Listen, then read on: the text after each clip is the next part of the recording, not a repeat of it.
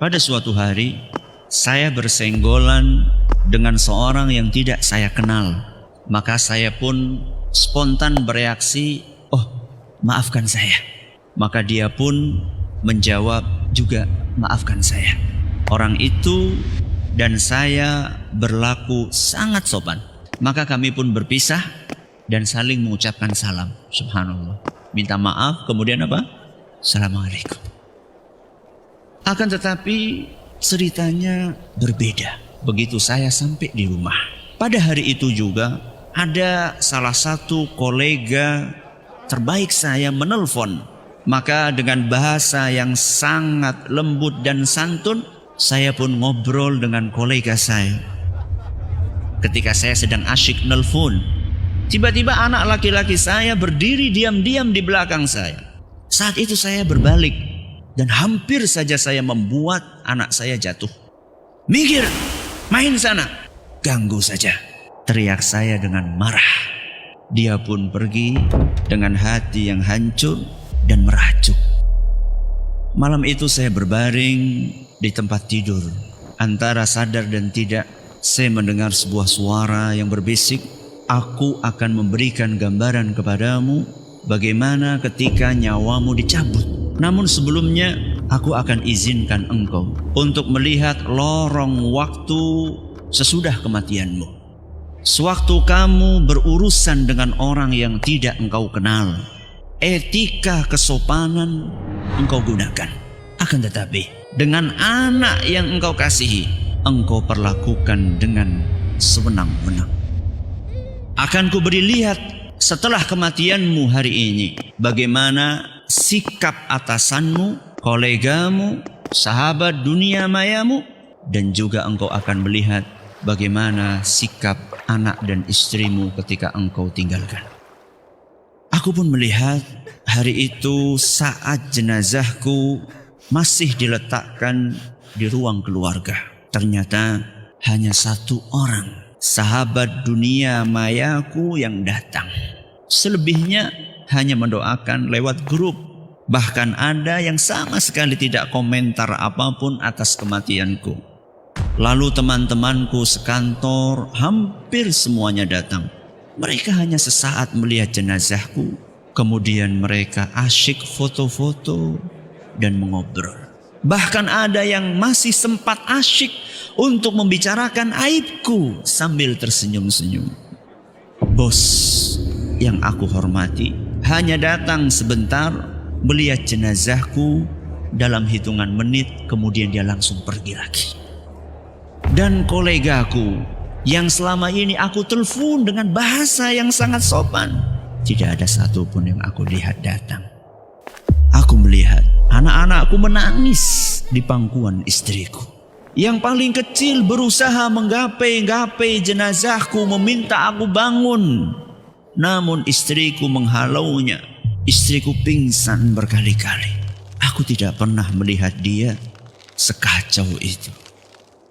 Kemudian aku teringat betapa sering aku acuhkan panggilan istriku yang mengajakku untuk mengobrol.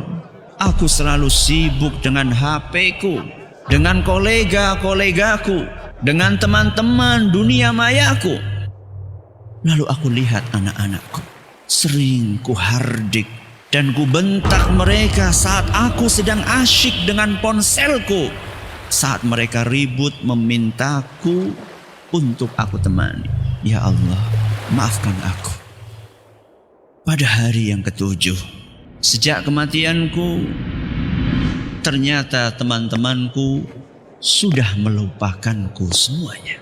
Sampai detik ini aku tidak pernah mendengar ada di antara mereka yang mendoakanku. Perusahaan tempat aku bekerja telah menggantiku dengan karyawan yang lainnya.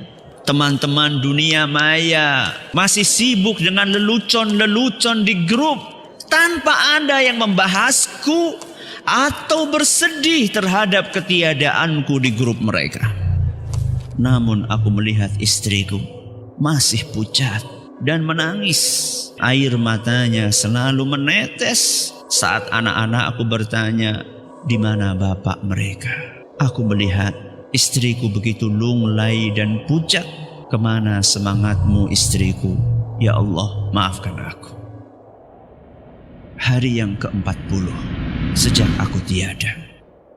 Teman-teman Facebookku lenyap secara drastis.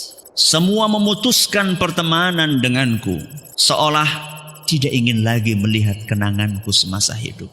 Bosku, teman-teman kerjaku, tidak ada satupun yang mengunjungiku di kuburan atau sekedar mendoakan dari rumahnya. Lalu kulihat keluargaku. Istriku sudah bisa tersenyum. Akan tetapi tatapannya masih kosong. Anak-anak masih ribut, menanyakan kapan bapaknya pulang. Dan yang paling kecil, yang paling kusayang, masih selalu menungguku di jendela menantikan aku datang. 15 tahun berlalu.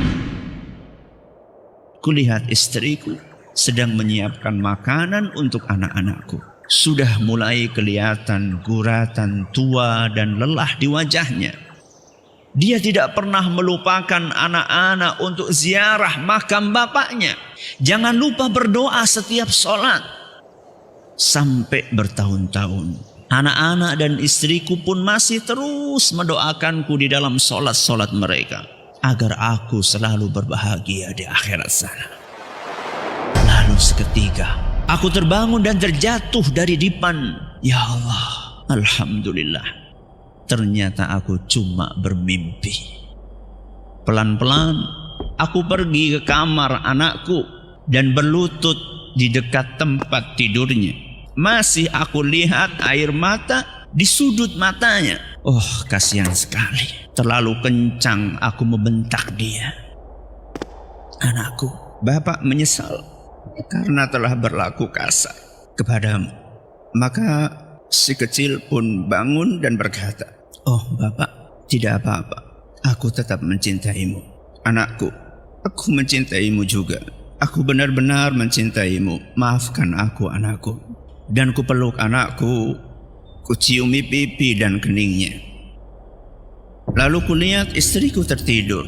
Istriku yang sapaannya sering aku acuhkan. Ajakannya untuk berbicara sering aku sengaja berpura-pura tidak mendengarnya. Bahkan SMS darinya sering aku anggap tidak bermakna. Maafkan aku istriku. Apakah kita menyadari bahwa jika kita mati esok pagi, perusahaan di mana kita bekerja akan dengan mudah mencari pengganti kita dalam hitungan hari. Teman-teman akan melupakan kita sebagai cerita yang sudah berakhir. Bahkan beberapa masih menceritakan aib-aib yang tidak sengaja kita lakukan.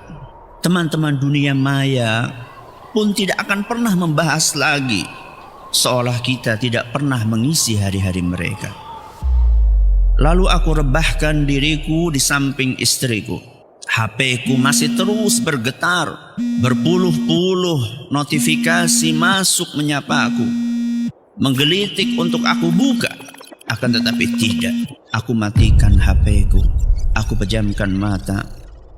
Maaf, bukan kalian yang akan membawaku ke surga. Bukan kalian yang akan menolongku dari api neraka. Akan tetapi ini dia keluargaku yang saat kita tinggalkan akan merasakan kehilangan selama sisa hidup mereka.